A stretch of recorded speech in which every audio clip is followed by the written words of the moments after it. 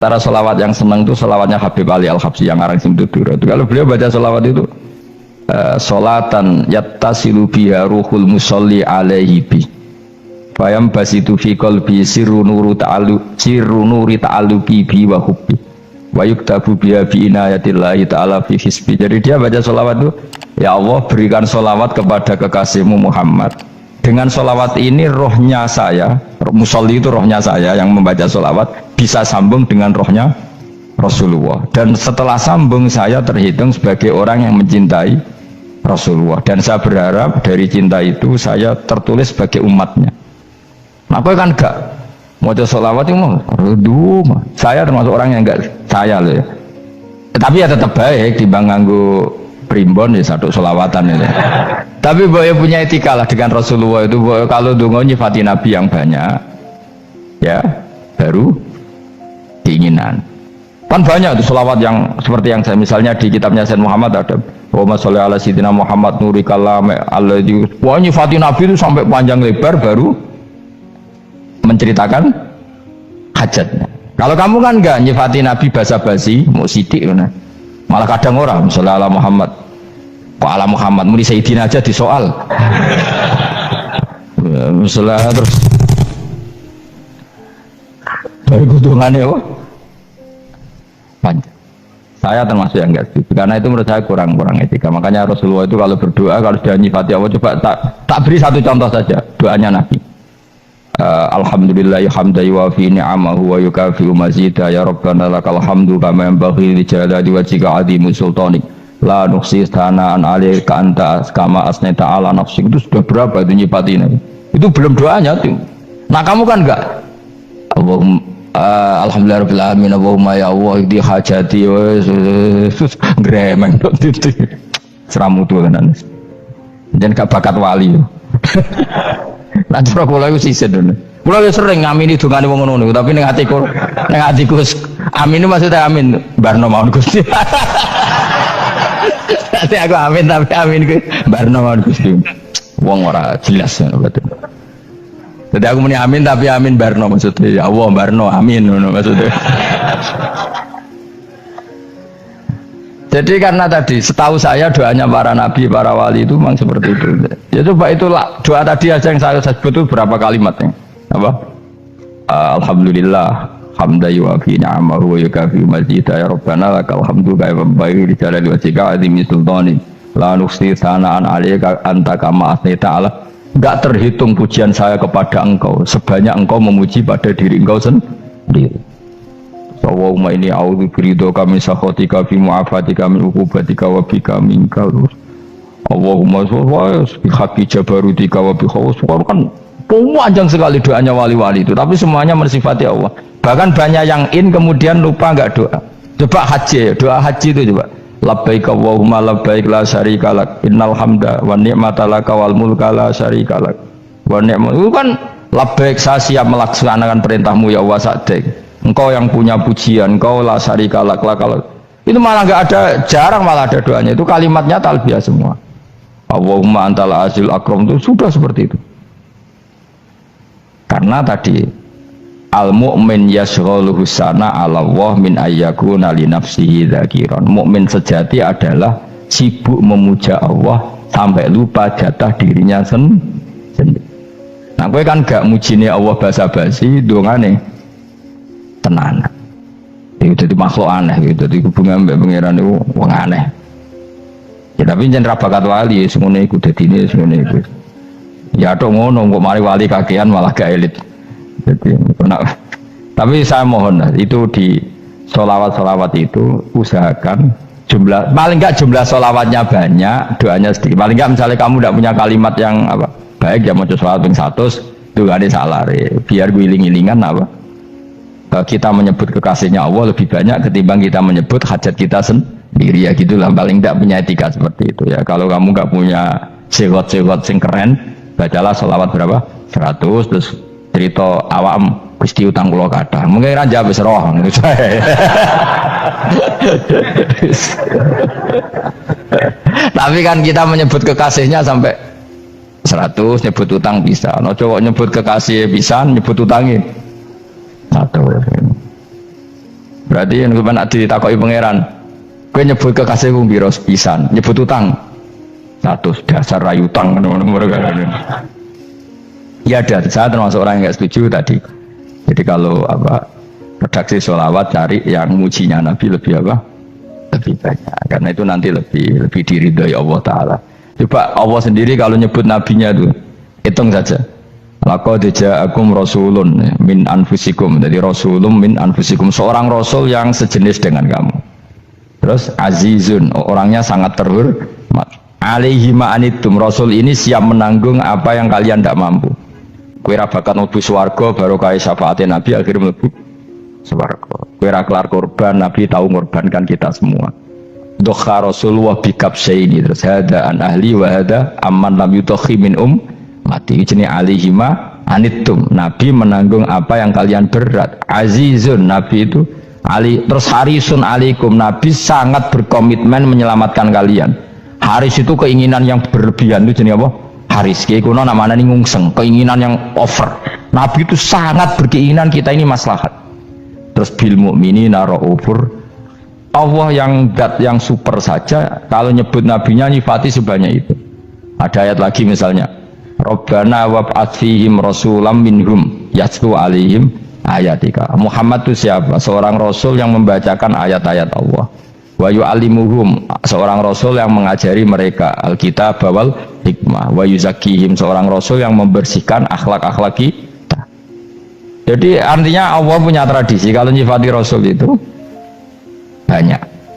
Juga nyifati orang-orang sekeliling rasul. Makanya menurut saya madhab Syiah itu enggak pas, karena Allah kalau nyifati Rasulullah itu jika nyifati orang-orang di sekeliling Rasulullah, dan itu dengan pujian, yaitu Muhammadur Rasulullah walladzina ma'ahu asyidda walal kufar ruhama'u bainahum tarahum ruk'an sujada yabtaguna fadlan minallahi warid wa nasimahum fi wujuhim min atharis sujud. Itu kan panjang sekali, dan orang-orang sekeliling Muhammad adalah begini. Kayak apa Allah muji para ashabu Rasulillah? Masa kita ikut kelompok yang menghina ashabnya Rasulillah? Makanya kita tetap madzhab ahli sunnah wal jamaah, yaitu mencintai semua sahabat, karena Allah saja yang Tuhan mensifatinya dengan sehormat itu. Mensifati ashabu Rasulillah, disifati orang-orang yang saling kasih sayang sama orang mukmin. Tarahum ruk'an, sujud dan komitmen hidupnya untuk rukuk dan sujud. Simahum fi wujuhim min asari sujud. Sudah asari sujud tidak usah diterjemah, nanti sensitif. Cuma setahu saya asar sujud itu nanti setelah di akhirat orang sering sujud itu jabahnya itu ada nurnya. Tapi kalau ada yang nafsirkan asari sujud itu warna tertentu ya semboy, itu sensitif. Yang jelas asari sujud itu ya sudah seperti itu. Seneng kamu kok kasut. Kowe nyen provokator, nah ono apa ya? Ada hal yang begitu terus mau berlebihan. Teke ya kisimun. Nah, kalau ada kepentingan, pokoknya ayat si mahum fi wujuhim min athari sujud, bahwa dalam jabahnya itu ada asaris sujud. Itu masyhur kan, saya terangkan ya, tapi gue jauh sensitif loh, biasa wae. Suatu saat Rasulullah itu ngendikan begini, nanti saya kata Nabi akan nyafaati kalian semua. Sahabat-sahabat tanya, ya Rasulullah dengan sekian miliar orang bagaimana kamu mengenali kita? Saya ulang lagi, suatu saat saya nanti akan nyafaati kalian karena saya kenal kalian. Maksudnya di akhirat. Ya Allah, di akhirat. Terus sahabat tanya, ya Rasulullah bagaimana engkau mengenali kita sementara nanti di akhirat bermiliar-miliar orang gitu. Terus Nabi ngendikan gini, jika kamu punya unta dengan tanda tertentu, saya ulang lagi, jika kamu punya unta punya tanda tertentu, dalam jidatnya ada begini, dalam tangannya ada gini, dalam kakinya ada gini, maka apa kamu bisa membedakan untamu dengan unta orang lain? Ya bisa ya Rasulullah, karena unta kita khas. Misalnya kaki depannya ada putihnya, kaki belakangnya ada putihnya, dalam baduknya ada putihnya. Kata Nabi, inna ummati yud'auna yaumal qiyamati hurran muhajjalin min asaril wudu. Nanti umatku nanti wajahnya juga bersinar, tangan kakinya juga bersinar. Jadi asar itu saya pastikan secara riwayat itu akhirat, maksudnya tentang akhirat.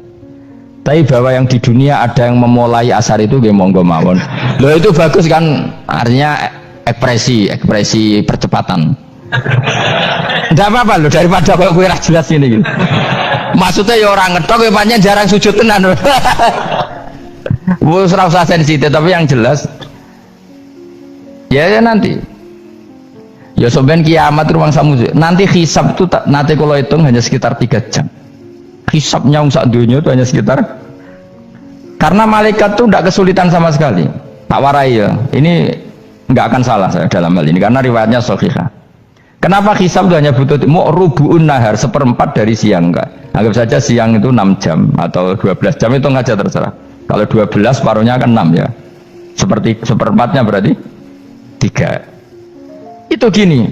Jadi nanti di mahsyar itu kan yauma tabyaddu wujuh wa taswaddu wujuh. Yaudah yang kafir itu kelap, hilang. Wajahnya, tubuhnya semuanya gelap. Yang mukmin itu semuanya terang. Jadi sudah yang tabyaddu wujuh wa taswaddu wujuh otomatis terus nyingkap. Terus pergerakannya itu delalah yang tabyaddu wujuh itu ke kanan, yang taswaddu wujuh ke kiri. Maka kamu jangan punya sinar yang kelap-kelip, nanti kena bigo yang karena nggak jelas lagi. Maka kamu harus sinarnya yang sejelas-jelasnya. Ghurran muhajjalin min asarin. Bila perlu nur kamu sampai menembus langit saat itu. Makanya ketika orang mukmin sudah nurnya ada di muka, ada di tangan, masih ngendikan Rabbana atmim lana nurona karena takut masih kena bigo tadi. Karena kalau hanya wudhu tok, sikil tok kan bayangkan di miliaran orang kan bisa agak kelihatan. Tapi kalau nurnya sampai nembus langit kan itu siapa kok nurnya sampai kan malaikat langsung tahu.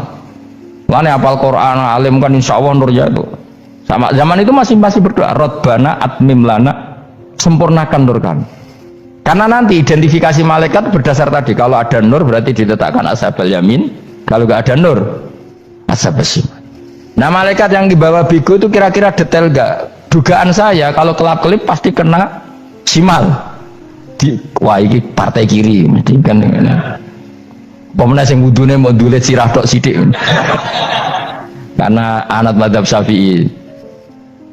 Sebetulnya meskipun tuh sebaiknya kalau basuh sirah itu kabeh ben ora kelap. Mana aneh pepesan terus dulat-dulet tok. Itu sebenarnya ya kelap-kelip. Ya sudah ya. Setelah itu kata ngendikane pangeran yu'raful mujrimuna bisimahum fayukhadu bin nawasi wal aqdam. Orang-orang pendosa kelihatan maka diletakkan di kiri. Nah sama yang orang-orang baik simahum fi wujuhim min asari. Jadi ayat itu jelas tentang akhirat. Tapi kira usah terus provokasi. Seneng kok ya khisimun maksudnya provokator gitu. Jadi nanti yang mukmin jelas nurnya.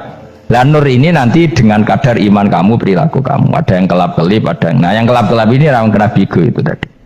Nanti setelah kena bigo ikut ashabi simal, yang kelap-kelip disortir lagi malaikat yang bagian detail kan ada nanti. Nah, ini terus ditubir neraka. Yang kafir benar-benar neraka, yang ini ditubir neraka. Nah, itu nanti ini yang ngel-ngelo kanjeng Nabi digoleki ya ini itu. Mana sakit kanjeng Nabi, mana ono kiai soleh darani, nah iso soleh dhewe sakit Nabi mergo terus goleki di umatku sing kelap-kelip terus dicari disyafaat ya imma langsung dituruti Allah wa imma diubahsinin neraka ya terserah rencanamu piye kon aku. Tapi yang jelas apa kiamat itu cepat sekali karena tadi ada identifikasi tadi makanya hanya cukup 3 jam karena tadi yang jelek kelihatan jelek yang baik kelihatan baik makanya cepat ya araful mujrimuna bisimahum orang pendosa dikenali lewat alamatnya yaitu taswaddu apa wujuh. Kalau orang baik dikenali lewat tabyaddu wujuh. Nah terus setelah nyingkir ini ngono tak warai kiamat. Setelah nyingkir itu faduri babenahum bisuril lahu bab. Setelah tersingkir tadi terus lalu ada pintu penghalang, pintu pemisah.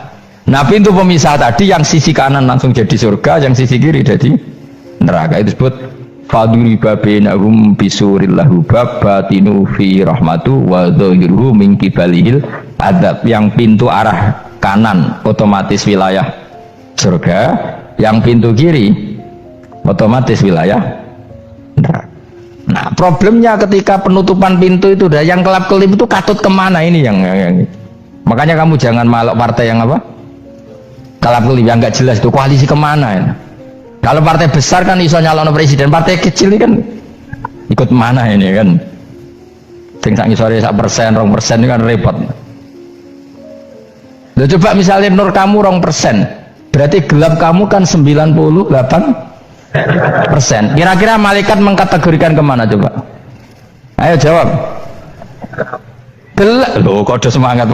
Padahal itu bagian dari kamu. Kalau satu tubuh itu sinarnya hanya 2%, kira-kira kategorinya itu partai gelap, partai terang. Waduh semangat kok ya ini. Berarti kegaruk kemana? Kiri. Tapi bisa saja malaikat cara berpikir gini. Tapi kok ada cahayanya ya? Padahal kata Allah, yang bercahaya ashabul yamin. Kan nggak ada bilang cahaya terang. Bisa saja malaikat, alhamdulillah berpikir begitu. Ya nanti kita rayu saja supaya berpikir ini kan yang penting ada cahaya. Kan Allah tidak bilang terang apa kelap-kelip.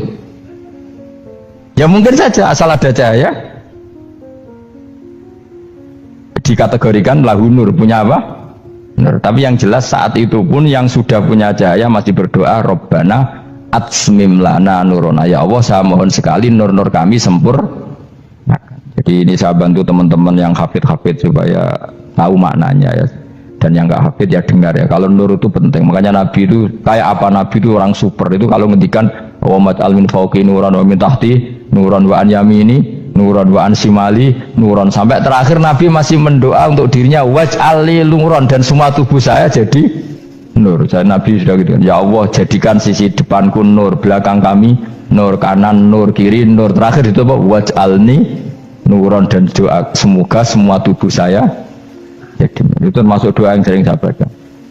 Karena saya takut kelap-kelip tadi, ini bahaya ini kalau malaikat. Saya tidak tahu cara berpikir malaikat tadi, apa ngitung 98% maka dikategorikan apa? Gelap, apa dihitung nurnya saja? Wong instruksinya Allah kan yang ada nur ashabul yamin. Meskipun kelap-kelip kan punya nur. Saya tidak tahu nanti ikut 2% ikut mana kalau di partai koalisi itu? Ya, ikut yang menang biasanya, ikut yang apa? Ya paham ya, makanya saya mohon kalau wudhu itu usahakan sempurna, terutama wudhu sholat. Kalau nggak wudhu sholat itu sebaiknya nggak sempurna, supaya ada bedanya wudhu sholat sama wudhu tidak sholat. Rasulullah itu masyhur gitu ya, Rasulullah itu kadang tawaddu'a wudhu'an khafifan, wudhu yang sederhana, yaitu hanya sekali-sekali dan tidak sempurna. Ketika ditanya as-sholat ya Rasulullah, tidak. Misalnya saya habis makan mau tidur biasanya ya wudhu, tapi tentu tidak perlu sesempurna kayak wudhu sholat, biar ada bedanya. Rasulullah juga gitu, beberapa kali beliau wudhu tapi tidak sesempurna wudhunya untuk sholat. Masyhur itu di riwayat tawaddu'a wudhu'an khafifan duna wudhu'ihi lis sholat. Tapi kalau wudhu untuk sholat asbaghal wudhu, menyempurnakan wudhu. Jadi supaya ada bedanya wudhu sholat dan wudhu tidak sholat. Saya gak wong sore ngaji podo kabeh. Abu Bakar ya gitu, ana wong poso sunat kok nyediakno buka, dimarahin. Istrinya pernah nyediakan buka beliau untuk puasa sunat. Itu embernya dipecahi Abu Bakar. Ditanya, kenapa gitu? Apakah kamu akan menyaingi Ramadan? Jadi gak boleh memperlakukan puasa sunat kayak Ramadan. Ya biasa saja kalau puasa sunat kok wah buka kolak apa. Ramadannya ya iri tuh, ini gimana kok saya disaingi ini. Jadi kabeh itu ada proporsinya, ada apa? Makanya megang Quran ya wudhu, megang wudhu. Nah kabeh gitaran terus wudhu, pengiran tersinggung. Piye kok menjegal gitar wudhu? Jadi nggak boleh kebaikan disaingi itu juga nggak boleh. Bapak gue sergap wudhu sampai nyekel gitar. Untuk Quran tersinggung, wah semen ibu gak semen kan. Malaikat panitia kan ya tersinggung. Kabeh itu kan ada proporsinya, apa? Ada proporsi. Itu hebatnya Rasulullah. Jadi kalau beliau wudhu, bahkan wudhu itu wudhu li sholat sama tidak sholat itu, misalnya sholat sunat itu kamu mampu ngadeg boleh nggak duduk?